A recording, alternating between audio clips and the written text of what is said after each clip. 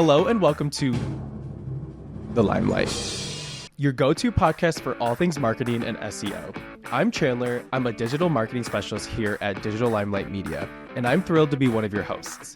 Each week, we dive deep into the world of digital marketing, bringing you expert insights, industry news, and actionable strategies to help you elevate your online presence and stay ahead of the curve. Whether you're a marketer, an entrepreneur, or just curious about the dynamics of digital marketing, tune in to the In the Limelight podcast as we unlock the secrets to achieving optimized impact in the digital realm. So join Lauren and I as we explore the exciting and ever-evolving landscape of digital marketing right here, The Limelight. And we are back. I know you guys missed us so much. Your entire week, you were like, I truly don't know what to do without the In the Limelight podcast. They say, when will we next hear Chandler and Lauren's beautiful voices? Exactly. They're like, I don't know if I'm wonder. going to be able to make it. And to my fans, here you go. My fans.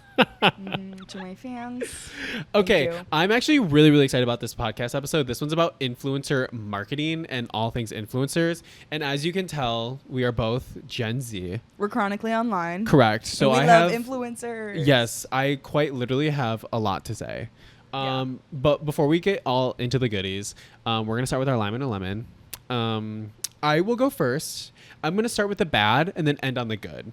Ooh. So I apparently don't know how to do laundry.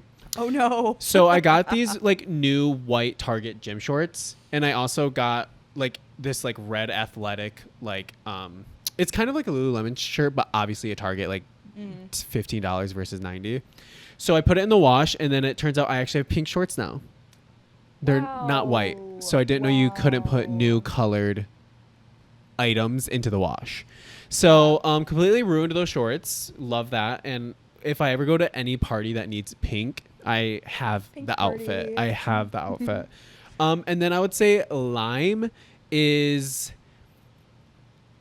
I went to, this is going to sound so stupid. I went to my cousin's grad party last weekend, and there was a game, and it was basically like, it was horseshoes, but you had to get these rings on these that's bottles fun. or whatever. It's like, you know, those like carnival fair games where you throw the rings on the bottle. And the winner got $100, and guess who got $100? You? I'm $100 richer. Oh, So if you guys jealous. never hear from me again, it's because I'm rich and I'm in the Bahamas. yeah. Don't forget me. Don't forget me. I'll try. Yeah. Well, I'll use my lemon today to tell you the story just because it's recent and it's kind of relevant to your story, and I think you're going to pass away. Okay. So, not that long ago, a few of us as in my friends, we went out for another friend's birthday, and that friend does happen to work at DLM. So, Julia, we went out for your birthday. You probably remember this. When you're listening back to this episode, shoot me a Skype. Anyway, so we went out, and I decided to wear these really cute pair of new leather bell bottoms. Now, they were like faux leather, so they were super cute.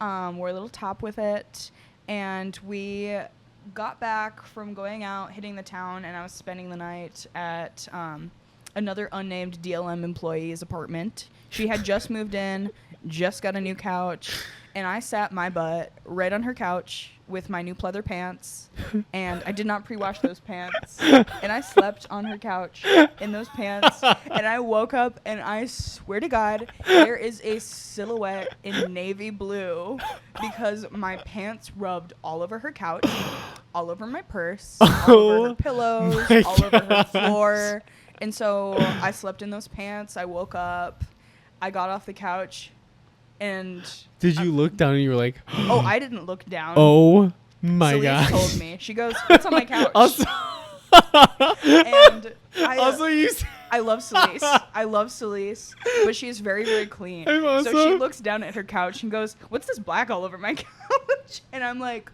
"Oh my God, that's my pants." So it's also so funny Yeah. because you said unnamed DLM employee, and then immediately said, "Oh well, Celeste." yeah. Well, poor Celeste had black all over her couch, all over her floor, all over her pillows. It was all over my shirt, all over everything that I had on, all over my skin.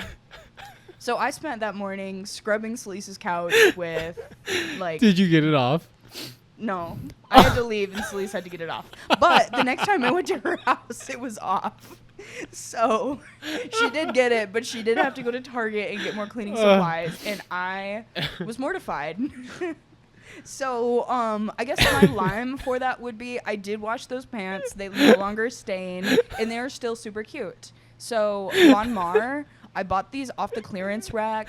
If you do not pre-wash your pants, no, I'm kidding. I love Von Mar. Von Mar. Von Mar slays. Is canceled. We're coming after them. I fear they slay, though. Oh, they do. They do. They 100%. were like $6 pants off the clearance rack. So maybe it was my mistake.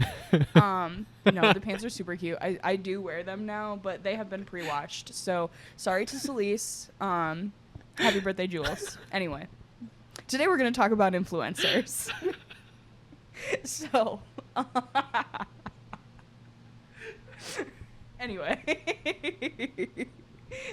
I'll go into just some various types of influencers. So there's kind of 3 main types of influencers.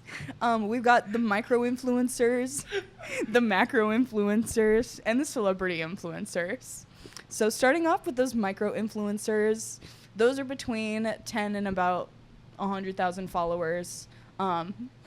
Chandler, do you have a favorite micro influencer? I'm so glad that you asked because I have so many. I have so many.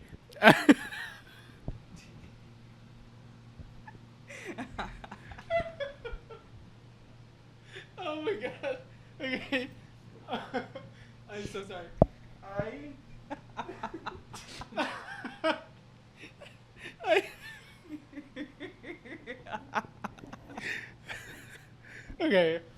Okay. I actually have a lot of I have a lot of favorite micro influencers. To name a few, his name is what is his name? Garrett Casto. He's like a skateboarder, which also I just really like him because of his fashion, and he like it's always annoying because people that like never want to get sent a ton of like really cool PR for clothing, they get sent every single thing you've ever wanted, and I'm like, oh my gosh, that's so great, amazing, thank you. And then I would say another one of my favorites is would you classify Nara Smith as a macro or a micro? Because it's like she's literally just famous on TikTok, and that's like all she does though. And it's not like she's like vlogging, she's not doing like brand deals, she's not like, you know what I mean? So I'm going to use her as a segue into that macro influencer. So the macro influencers got about 100,000 and 1 million followers, give or take. There's also the nano influencer, which is under 10K, and the mega influencer, which is over 1 million. I would probably put her at a macro just because I also think that she has influence because of her husband. I mean, she's married to the Lucky Blue Smith. If you were on Tumblr in 2014, you know who he is. Are you joking? Yeah, and so the blueprint. Yeah, I think that because of like that star power, and then the fact that she's also a model, I think that might push her up. But that is a really I guess you're right. Question. Like I definitely would put her as like a macro. Like, is it combined? Is it, on different platforms? There's a lot of kind of nuance, and then someone could have 9 million subscribers and followers and all of that across multiple platforms. You still might not know who they are because they might be too niche for you. I think some of my favorite micro influencers are I really like Michaela Oakland. She's on the She Rates Dog podcast. She's also really big on Twitter.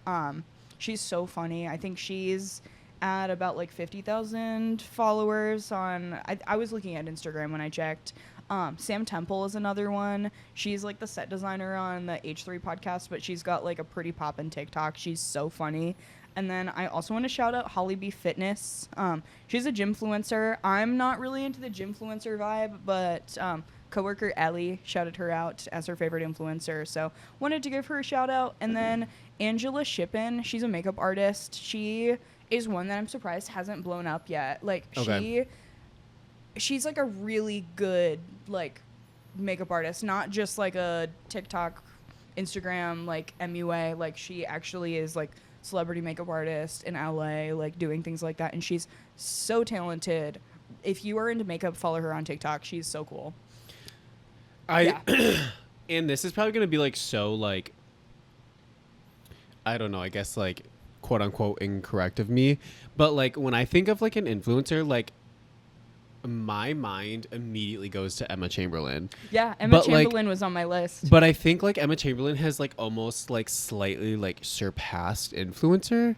Like, is she like, I feel like she's like in this ether that's between celebrity because she's not a celebrity, Yeah. but she's also not like she's 100% bigger than an influencer now. Like she's working with like Jean-Paul Gaultier for like custom. Yeah, she's really up there. And like- I think too, like, I mean, there's people like Tana Mojo that have been like, I mean, Tana Mojo is the pinnacle of influencer. She's been doing it for so long. Like, she is the influencer. You're up there with people like Brooke Schofield, who, I mean, not that long ago, I probably would have considered a micro influencer, and now I would definitely say she's an influencer, if not a macro influencer. I mean, she's got a lot of that.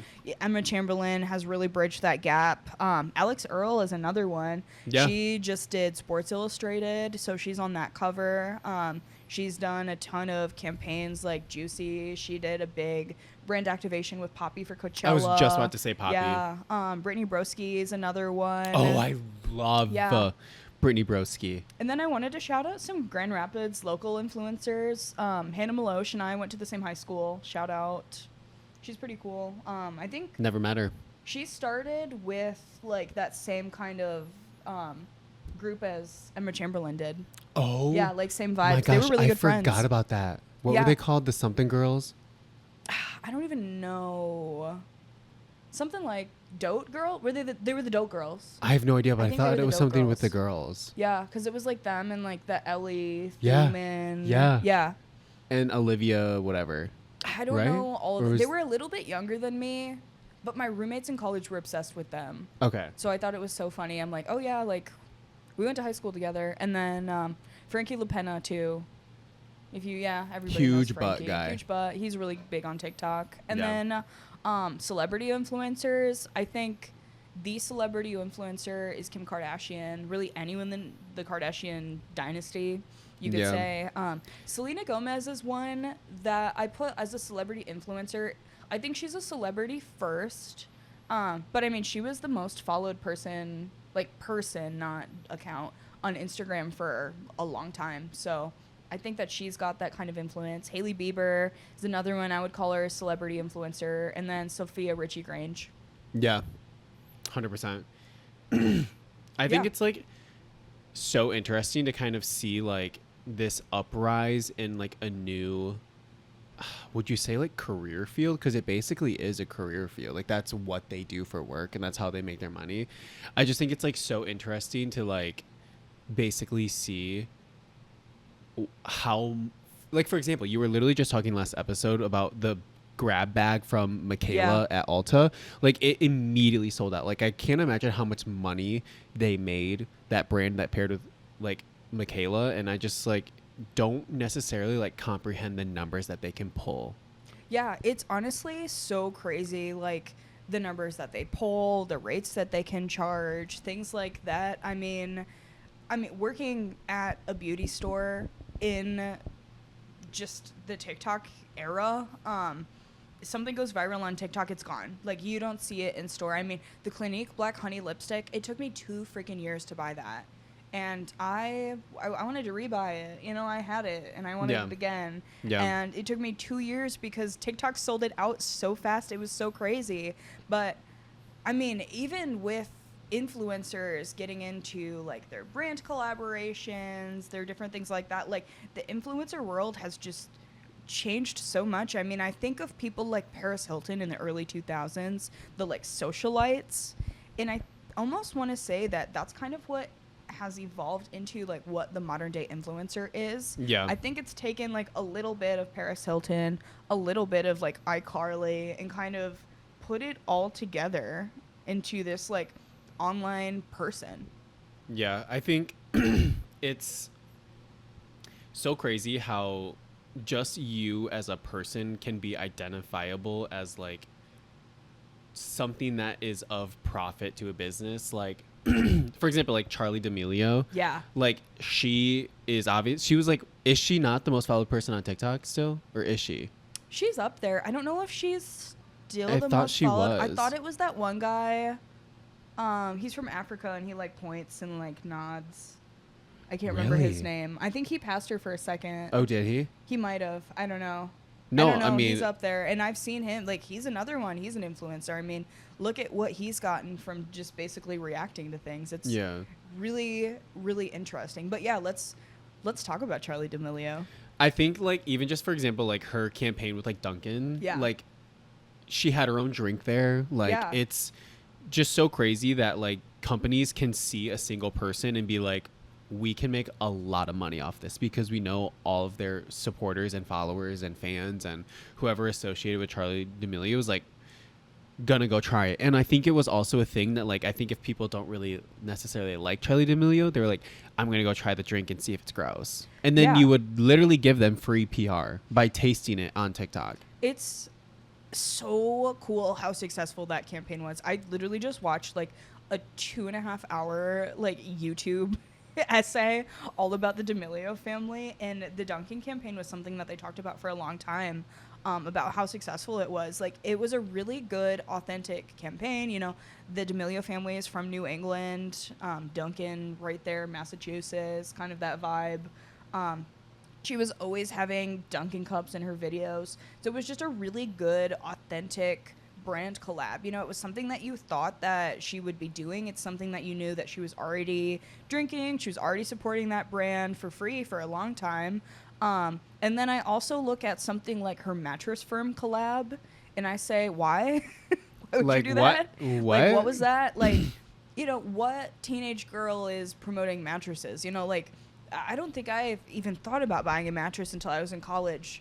I just don't think the target audience was there. Even though she's a super successful influencer with a huge audience, it just wasn't the right fit. So that right there is a really good example of, you know, to make an influencer collab work, has to be authentic. It has to match up. You need to make sure that your audience matches the target audience of that influencer, things like that. So yeah, influencers can really make or break.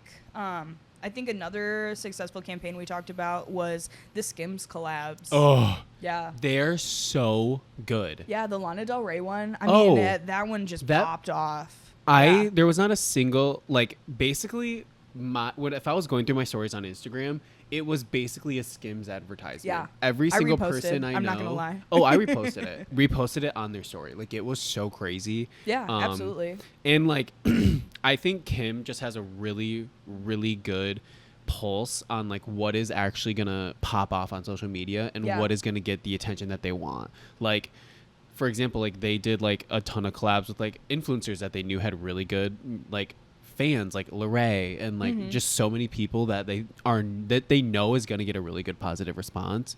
And I Yeah. also think that they're just amazing at marketing. I mean, look at the Kardashians and all their companies. They choose great people to work with. I mean, they're doing a collab with the new like lead girl in the Bridgerton season 3. Yes. And I love to see that because not only are they choosing, you know, different people, we've got different body types. So right there, you know, Kim Kardashian, check mark for influencer collab of the year. In my opinion, that's like for real one of the best ones. Just everything that Skims has done. I also want to shout out the Van Leeuwen espresso ice cream that's coming soon. They saw Sabrina Carpenter's espresso song. It's so good. I love it. I'm obsessed with it. And they said, "Oh, we have an espresso ice cream flavor," and you know. They have ice cream pints coming out with her face on them. I can't and even I'm trying imagine to locate them. They're how much so money cute. she made. They're so that. cute. I know. I can't. And then I'll talk about one more successful or unsuccessful campaign before we move on. So Tripping with Tarte. Like every other What's year. that? So it's Oh, the the Tarte Tarte Cosmetics. trips. Yeah. Like every Oh other my year gosh. pre-COVID, I feel like the Tripping with Tarte was like pretty successful. People were following her along. I mean, there was always a little bit of drama that came out with it, but you know, that's what we tuned in for. You know, if you're a consumer of beauty YouTube, you know all It's about drama. the Tarte brand trips. Yeah, there's always Yeah. drama, and I think they stirred the pot a little bit. You know, they wanted the drama because at the end of the day, it was bringing awareness to Tarte's name. This year, however, different story. People were really not vibing with the Tarte brand trip. They didn't like the excessive spending, all these influencers being flown out that could probably already afford. I think it was to Fiji this year. I don't Maybe know. the Maldives. I don't know. It was something crazy. Yeah. Yeah. Yeah, it's always like so interesting because if they would have like done it a different way or like done something to where, you know, part of the sales for whatever went to like a proceed, is that like going to be viewed differently? Yeah. Like, I think also, is it who they invited on the trip? Like, is it the fan base that is, you know, gonna kind of comb through all the good to find the bad? Mm-hmm. And it's also too just, you know, keep a track of like what's going on the internet. Keep a track of like what's going on in the conversations, because I think a lot of the issues that people had, you know, could have been maybe not as big of issues if Tarte had someone maybe listening. Yeah. Like a PR team Yeah. that actually like had a pulse on what people were talking about. Yeah, I think, you know, we're all about sustainability and not flying a ton of people in jets right now. And they, you know, all these people, you know, with the whole Taylor Swift jet, the Elon Musk jet, you know, all these influencers, Kylie Jenner's got, what, 3 jets?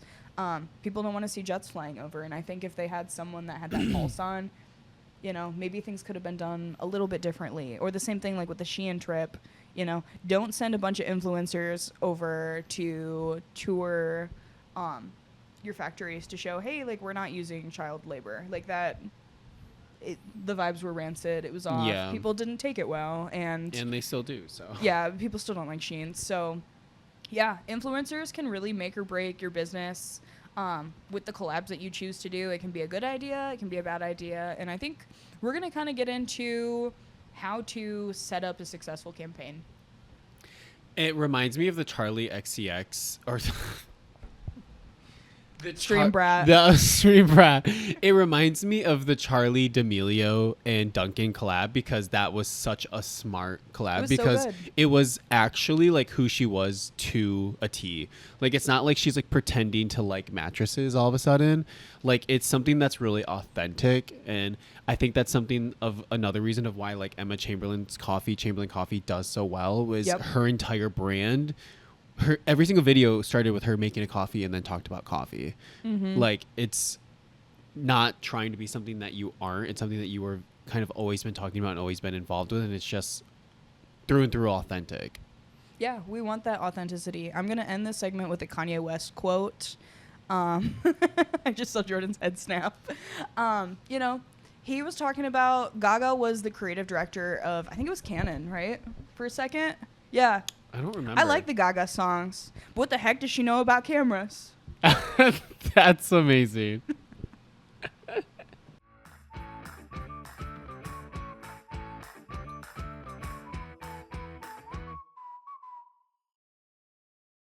Nearly 6 million searches happen on Google every minute. What if your business could be the answer to some of those searches? With Google Ads, it can be. Google dominates search engines with over 91% of the market share, making it the ultimate platform to boost your visibility. With Google Ads, you can target a specific audience. Whether it's by age, location, language, your ad reaches the right people at the right time. With Digital Limelight Media, you have control. Our expert team will help you choose when your ads show and how often they appear. With Google Ads, you only pay when someone clicks. From search ads that appear right at the top of the page when someone is looking for your services, to display ads that catch eyes on other websites, Google Ads offer a variety of ways to make your brand stand out. And with our in-depth analytics and transparent reporting, you'll see exactly how your ads are performing and how you can get even better results. Ready to turn searches into sales? Visit dlmconversion.com today and let us illuminate the path to your digital success.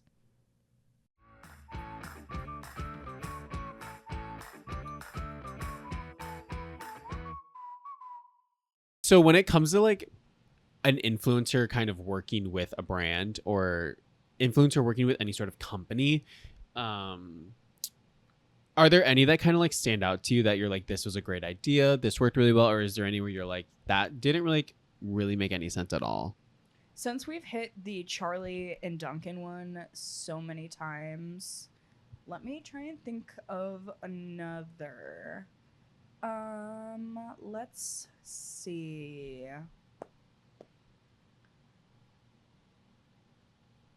We can put in the Jeopardy music here. Now I'm trying to think. I had a bunch of notes. What did I do?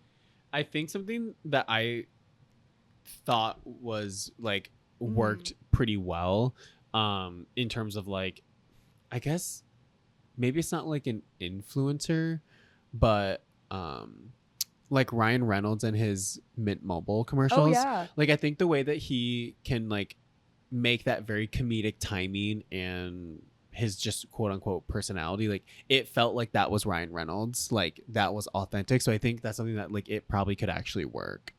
Yeah. So yeah, that's a really good example. I think my example, I'm gonna do the Air One Smoothie Girls. That's Yeah. genius. So if you guys don't know, if you're poor like us, Air One is a really, really, really expensive grocery store. Like I'm talking like 10 times the normal price. And We're I think talking it's, like memberships. We're talking Yeah. like if Whole Foods was Walmart. Yeah, yeah. That's the what, level of expensive. Like we're talking about people are buying these smoothies that are like $20 each. They sell ice for $30. Yeah. 6 cubed cocktail ice cubes for $30. I did just see that girl that melted them all down. Can you imagine? Crazy. Yeah. But anyway, yeah. So I believe it's Hailey Bieber. I think it's Sophia Richie. There's been some other girls too, but like the Hailey Bieber smoothie is like the big one that's been popping off. Yeah. So Air One is this like super luxurious, super exclusive, just super fancy, kind of stuffy, very health foods vibe grocery store. And a lot of these like influencers like Sophia Richie, Hailey Bieber, that are, shoppers of that store, they want to align themselves with the exclusivity. They want to align themselves with that rich, luxurious, that luxury, that kind of owns a Peloton vibe. Oh yeah, 100%. They're doing collabs with Air One and it's doing super, super well. So not only are people that are already going to Air One buying these $20 smoothies, they're getting a ton of people that wouldn't normally go to Air One buying these smoothies. Yeah. It's also like a culture in LA to overspend on everything. Like they're like, yeah, like, and they also take a picture and post it on their story that they went to Air One. They vlog about going to Air One and getting all of the goodies. Like it's a part of Air One's culture, and I feel like it's also a part of like those people that are of the elite, and they're like, yeah, you can buy my smoothie, but it's $32. Yeah, and it's so smart because like think about it. Who is the target audience for people like Hailey Bieber, Sophia Richie? It's a young woman. Maybe she's a teenager. Maybe she's a young professional. Maybe she's not a she. Maybe she's like a young man. But I think for the most part, her target audience is going to be like young, maybe like teenage girls. Yeah. Teenage girls might not have $200 for a new electronic device. They might not have $500 for a new mattress, but they might have $20 for a smoothie. And they might not have $20 for a ton of $20 smoothies, but, as a treat, I think that was a really good, smart move on their side because, like you said, it's targeting people that have the opportunity to buy something like that. They're not targeting like a $200 bottle of raw organic local honey. Like it's a $20 smoothie. It's still crazy price for a smoothie, but $20 relatively accessible, like as a treat every once in a while. And you have that exclusivity to it. I went to Air One today. Yeah, you post it on your story. Yeah, you I can think show that's everyone. Just a genius collab. I think that's something that Air One does very, very well. Like, for example, like Balenciaga, which I know that's a very touchy subject, but they just did an entire campaign, an entire like runway show that was in a collaboration with Air One. All of the bags were Air One shopping bags, but they were made out of like faux leather to make it look like they were bags. And like they had shirts that were Balenciaga, Air One. Like it's feeding into that super exclusive, like either you can buy a $900 t-shirt that's ripped and also get $40 ice cubes. Like that's the type of like brand identity that Erewhon has kind of built into itself. And I think that's kind of the culture in that area where we are as rich and exclusive as possible. Yeah. Bottom line, make sure that the influencer that you want to use aligns with your brand's values, aligns with your audience. Those are super, super important. You want to keep that brand integrity. Like we were talking, when Charli D'Amelio did the collab with Mattress Firm, it just didn't feel authentic. It didn't feel real. And I don't think that there was, maybe somewhere out there, there's some 12-year-old that was, oh, mom, will you please buy me the Charli D'Amelio mattress? But like, probably not. I can't think that's not something that people are getting excited like that. But I know there was kids out there, oh, mom, can we please go to Dunkin'? Like, I really want to get the Charli drink. It's accessible for her audience. What, $10? You know what I mean? Lauren, do you have any like tips or tricks on how to like really lock in and identify which influencer is going to be right for you and your campaign? Yeah, there's a few different ways. I think kind of depending on your audience, what you're trying to get out of your campaign, things like that. If you're a makeup brand and you're trying to, get awareness on a product, work with a makeup artist, someone like that. Maybe don't work with an influencer. Like, we'll just use Charli D'Amelio again. She's super cute. I think, what is she, like 20, 21 now? Yeah, around that age. But she's very barefaced. Mm-hmm. She's not really known for her makeup. She kind of has, like, I think of her with the short bob. I think she just has simple hair, simple makeup. She's did a collab with a makeup line. I want to say Elf, but I don't think that's right. But she doesn't wear makeup, so it just doesn't really feel authentic. That would be like Alicia Keys doing like eyeliners, mascara, stuff like that. Alicia Keys is known for her no makeup, Yeah. Her skincare line, it does really, really well for her. She's got like perfect skin. Yeah. We're not gonna see her with a hair care line or a makeup line. Yeah. I think that's something that like is kind of a little bit an overall theme and like out of all of our episodes is to really understand your business and your clientele and the demographic that you are, either serving or your customers are. Because, if your customers are, maybe the average human being, maybe let's not do Jeff Bezos as a influencer. You know what I mean? Obviously that would never happen, but there's also a couple tools I'd like to like kind of highlight. There's Hype Auditor. Have you ever heard of this? No, I have not. It's basically just something that will like help analyze the influencers that are based off of like metrics. It will show like how fast they've grown in followers, their follower count, obviously engagement rates, and the type of like people that follow them in terms of like demographics, like sex, age, interests, kind of all of that. I mean, there's also like, I'm sure there's a ton of them, but just to name another one, there's one called Social Bakers. It's just really nice to kind of have some tools and even like to just do your own research to kind of figure out like, is this someone that I think is going to work well with me and the exact campaign that we're running? Back in the day, we used to use Social Blade, but that was mainly just to look at followers and stuff.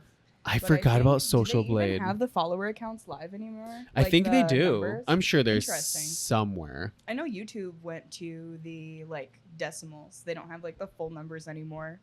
Like they're like 5.1 million, not like all the numbers out. Yeah, it's you're so right. Interesting. Yeah. Yeah. We can thank James Charles for that one. Oh yeah. Forgot about that. There's a ton of really cool tools. Social listening tools too. I know those can kind of be social listening, but one I think we didn't mention. It's a little bit more on the PR side, but I'm familiar and I've used Muckrake. You know that one? It sounds familiar, but I don't know if I really have used it. It's a really cool tool. It's all about like online sentiment, things like that. So if you're looking for kind of like the sentiment of a brand or an influencer, that could be a really good tool. Okay. I think that's like, those tools are just really, really nice for kind of figuring out like the pros and cons of like working with any type of influencer, but I think also especially like micro influencers.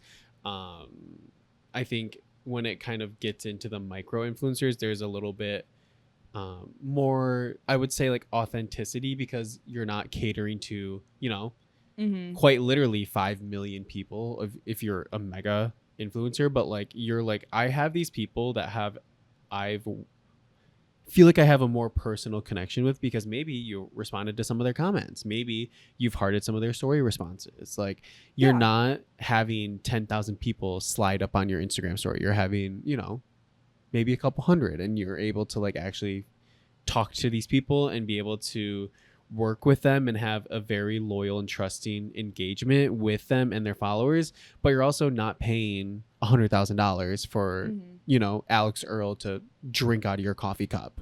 Yeah, there's something so nice about micro influencers. I mean, I'll swipe up on a micro influencer story, I'll comment on a post, I'll tag them in stuff, and it's so cute when they respond back. Like when I shout out my favorite podcast, when I tweet someone I like, when I respond to someone on TikToks and they answer me, you know, that really means it. And I think you don't get that as much with bigger influencers, just because there's a lot more people liking and following. I mean, if someone has 5,000 followers versus someone has 50,000 followers versus 5 million followers, that's just a lot of interaction differences between those. So yeah, kind of depending on what you're looking at, the biggest influencers might not always be, you know, the person to work with. Sometimes it's a local person that just has a lot of local people following you. Like if you're a local restaurant, you probably, you know, working with Hailey Bieber would be great, but I don't think it would be cost effective because she would be super, super expensive. And she's got a lot of people in her audience that aren't situated in your local area. You know, finding a local influencer or just a public figure that, you know, maybe has 10,000 people, but if 9,000 of those people that follow them are from that area, that's a lot more eyes that are more engaged in your area than just someone huge. So yeah, there's a lot of pros to working with small influencers. Another part is I think small influencers can be a lot more niche. Bigger influencers just tend to be a lot more broad. More people relate to them. There's not a problem with that at all. You know, a lot of my, like, I know we shouted out, I think, Holly B Fitness. Fitness is still a pretty big category, but she's a micro influencer. You know, she's women's fitness. So it's just a little bit of a smaller niche. Someone else. Yeah. Is there another influencer that you can think of that, you know, really fits into kind of like a small niche? I think for me, there's a guy, his name is Max Renders, and he owns a company called MXDVS, and it's based off in Belgium. And it's just like a really, it's kind of like tech wear, but also like a lot more polished. It's not just like ropes and like tassels everywhere. But I think I have been following him for like literally since I was in high school, and it's kind of just cool to like seeing him grow. I would say he's like slightly bigger than a macro, or slightly bigger than a micro, but he's not macro. Yeah, that's kind of similar to, I'll shout out on TikTok, there's this guy, his name is Perler Buff. He literally creates like Pokemon sprites in like perler beads. They're those things that you like put on a mat and then you like iron them out. His goal was to like recreate every single Pokemon as like a perler bead creation. I want to say, I would say he's between kind of that like micro and macro. I don't want to call him a macro just because on other platforms he doesn't have that following, and like outside of maybe Pokemon fans and perler bead fans, like that's a pretty small niche, especially the perler bead. You know, people don't know who he is, even though he might have a ton of followers, but he's pretty niche. So if you're a brand that, you know, maybe works with Pokemon art or perler beads, he would be someone that would be great to work with. But if you own a coffee shop, people don't know who he is. Yeah. Now we kind of had talked about like micro influencers. Do you have any like pros or cons for macro? Yeah, so I think the biggest pro for macro and the reason that people want to keep spending the big bucks on, you know, Hailey Bieber, Alex Earl, Tana Mojo, people like that are frankly their reach. We're talking about millions, tens of millions, potentially hundreds of millions of people that follow these accounts and see them every day. So just straight up, if you want really big visibility as a huge brand and you're willing to shell out those big bucks, someone like Kim K might not be a bad idea. Yeah, it's just super interesting to kind of like see where it's necessarily like coming from, because if you are looking for, even if it's like a major company, like, and you're wanting to have, like like Kylie Jenner, the gummy bear chews for her hair. Oh yeah. Like, I can't even imagine. Do you know how many people know that Kylie Jenner like was the face of that company, even though it was just a collaboration? Like, no one thinks of Sugar Bear hair and doesn't think of Kylie Jenner. Like, it's something that if you are willing to shell out, I can't even imagine how much they paid her, but like, it's, if you have that type of budget and you're looking to get your brand's visibility, like literally more than you would get if you had them all over billboards, like, it's just something that you can build such an insane media presence and just like really show your entire clientele or even new clientele that like, this is who we are and we have the budget for it and we are a brand that you need to start paying attention to. Yeah, and when you get that big too, I think like Kim Kardashian, like Emma Chamberlain, like Hailey Bieber, these people are getting bigger than social media. They're getting into traditional media. They're in other advertising. They're a recognizable face. They're a public figure. They're not just an influencer anymore. An example of this, maybe not a great example, but I think it's a really interesting case study, is Anna Delvey, if you're familiar with her. Why does that name sound so familiar? So she's the one that like kind of scammed all these like famous people. Yes. Yeah, so she's going through trials right now because I believe there's like immigration trials for the U.S. So she's on house arrest, but she's been going to court. And every day that she's been going to court, she's been working with different designers. I think it's been maybe one consistent designer, but she's been working with designers and getting paparazzi'd out in these outfits. And these magazines are doing spreads of her. And then she also collabed with a fashion house to do a show at her house when she was under house arrest. So, really kind of controversial figure. She's in trouble with the law. But guess what? She surpassed that social media fame, maybe more infamy, because she's on the news for court cases. Yeah. But the fashion houses that she's working with, I mean, she's slaying these pop walks into court. Oh, I bet. She looks so good. And a lot of people are seeing these like fashion collabs and they're going, dang, she looks good. I want to work with these brands too. So, she's big, and I think she's been in a big name for a little bit now. There's tons and tons of documentaries about her. There's an example. Well, isn't there a show about her? Yeah, there's like a show about her. You don't always have to work with someone in public favor if it works for you. For some people, all news is good news. That's not really something I would always like to recommend. Maybe don't do it if it's not something that you're comfortable with, or if you're not comfortable getting hate. But like right there, they found alignment and they found someone that could represent the brand in the way that they wanted with a little bit of edge, and it's working out for them super, super well. Never would have kind of thought that.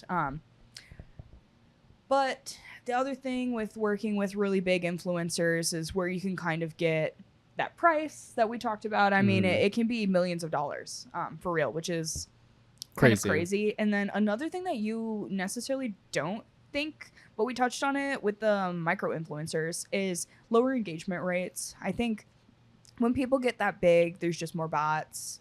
There's less like personal interaction. If I'm commenting on Alex Earl's TikToks, I'm not expecting her to see it.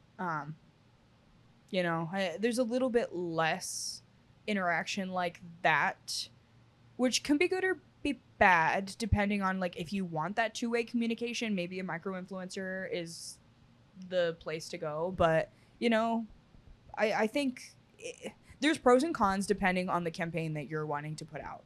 Yeah, I think it also like kind of ties into how you can create an effective influencer campaign. I think it, like you said, it kind of, we have to set very, very clear objectives. Mm-hmm. We also have to make sure that like this is going to be an authentic collaboration that's actually going to be beneficial and someone's like actually going to respond well to. Mm-hmm. Obviously there's content collaboration if they're making the video or if they're like in a commercial-esque type of collaboration.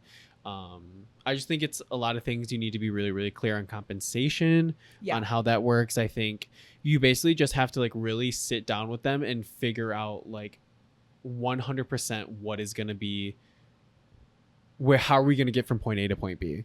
Yeah, and there's a really fine line between kind of scripting it too much and making it seem like a sellout, kind of like a shill. And then I think there's also influencers that might take it a little bit too far in the fun way and maybe not accurately portray your product in the way that you want it to be portrayed. So yeah, I mean, sit down with who you want to work with, really make a good plan, talk about the tone that you want to go across, talk about the people that you're trying to reach, the platforms that you're wanting to post on. You know, is it a feed post that's going to be staying up for, indefinitely, a certain amount of time? Is it a story post that's only going to be up 24 hours? There's a lot of things to discuss and get situated, and then set those clear objectives, set those goals, make set numbers that you want. If you want to see this many sales, if you want this many clicks, make it upfront, make it really clear so everybody knows and there's not issues. I mean, I can't tell you how many videos I've seen on TikTok on the brand side and the social media side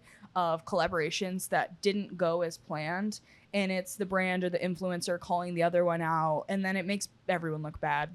So, you really want to make sure everything's organized and situated. Yeah, I think that kind of brings us to like one of the last points is you really, really, really have to have authenticity and trust with this campaign and whoever you're working with, because that is going to shine through if you guys are not having a good relationship, and then it's going to break into another thing to where you guys have bad intentions with each other, or you guys speak negatively of each other, or they go on TikTok and talk about the horrible experience they had with a secret company that they don't name, but everyone knows it's your company. Like, there's just so many things that you can do to make sure that the influencer endorsements are like just really genuine and trustworthy. I think because when it comes down to it, people are going to take the side of the influencer because brand over like real person that they trust and they follow and they watch and they really have that, whether it's good or bad, parasocial relationship with. They don't have that with a brand. They're going to have that with a person. So if there's an issue with the influencer and the brand, like a lot of the times, I mean, depending on the issue, people are going to side with the influencer. So you really want to make sure that things go smooth. Yeah, I think like you said, just kind of overall like managing that relationship and making sure that like the influencers, and not only the influencer but also like you as a company or whoever you're working with, that you guys are really putting out a very clear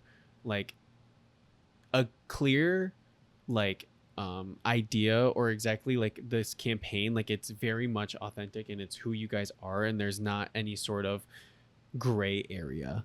Yeah, make sure it's all laid out, make sure it's clear, make sure it's easy to follow. Like if you're using a promo code, if I'm working with Chandler, use code Chandler20 for 20% off. Make it easy, make it something that you can track as well. Promo codes are really nice because if you're using it, you can see everyone that's using the promo code and you can track it across your website. So make things trackable, make things easy for everyone to understand, make the calls to action clear so you understand them, the influencer understand them, the audience understands them. And just make things consistent across the board. Yeah. I mean, honestly, we kind of went into all of it in terms of like influencer marketing. I think we kind of, obviously, I'm sure if you want to play a drinking game, drink every time we said authentic. Yeah. This episode. So I think it's obviously, like I said, it's just we can't stress this enough that it needs to be authentic, and you need to find someone that's actually gonna pair well with the demographic that you're like marketing to.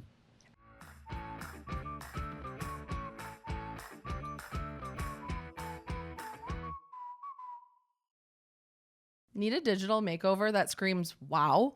Dive into DLM's Design Wonderland. From pixel-perfect social media graphics to jaw-dropping website designs, we're giving Picasso of the digital age. Elevate your brand's visual game today. Contact your marketing specialist or contact our sales team to learn more.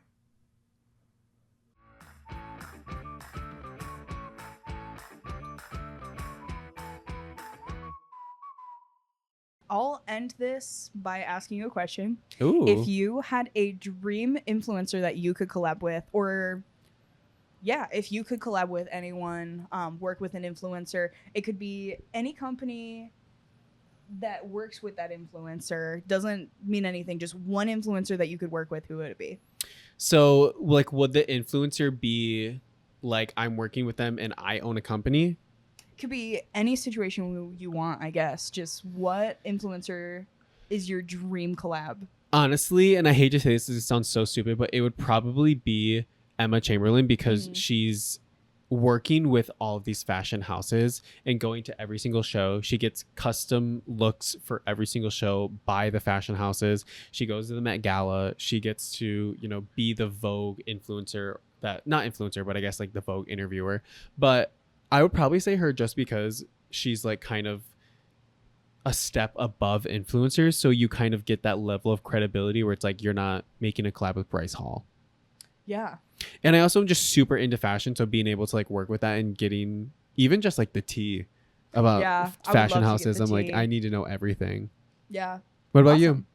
I know I asked you the question, but now I'm like, oh my gosh, I don't even know. Honestly, I don't know. I think there's so many that I would want to work with. I think I kind of want to say, do you know Nick Miller, that like blonde guy on TikTok that always is talking about Mills? the Chamoy? Yeah. Yes. Why do I want to work with him? Or I support that. I don't know if I can say this. Jordan, you might need to bleep this out. Twink and a Redhead. I also love them. I love them so much. And they're, I think they're in like a State Farm collab, which is like, honestly, it's something so, I would never choose for them. But it's also so campy that I love it. And it's like, it goes so far from everything that we told you guys today that it works. So if you want examples of like how not to do influencer collabs, but somehow they're working, check out Marc Jacobs' recent TikToks. Yes. They're entertaining. I'll say that. I love them. Don't do anything that they're doing though. Yes, absolutely. And with that note, use code Chandler20 to get 20% off all of your DLM merch this month only. Andrew Cromer did not. That is not true. Do not do that. But you can try. Yeah, right. All right. Awesome. Thanks, guys. Bye now.